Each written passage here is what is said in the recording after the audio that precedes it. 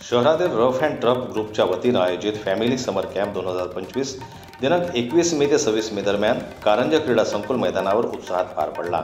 या कॅम्पमध्ये 8 ते 80 वयोगटातील सुमारे 250 सदस्यांनी सहभाग घेतला।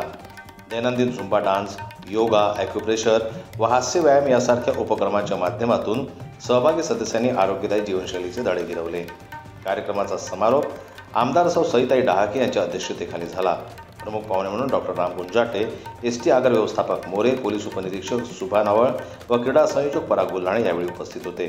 आपल्या भाषणात आमदार सईताई डहाके यांनी रफ अँड टफ ग्रुपच्या कार्याचं कौतुक करत क्रीडा संकुलाचे सौंदर्यीकरण व सुविधा वाढवण्यासाठी निधी मिळवण्यासाठी सुरू असलेल्या प्रयत्नांची माहिती दिली। विशेष मनोगत व्यक्त करताना अपंगत्वावर मात केलेले इंजिनियर राव सर म्हणाले, संकट कितीही मोठं असो, जीवनातील सकारात्मकता हरवू नये। यावेळी सूत्रसंचालन सुनील ठाकरे, प्रास्ताविक राजू पवार आणि आभार प्रदर्शन पोलीस उपनिरीक्षक सुभा नावळ यांनी केलं। जनवत न्यूज करता वाशिमहून ज्ञानेश्वर वरघट यांची रिपोर्ट।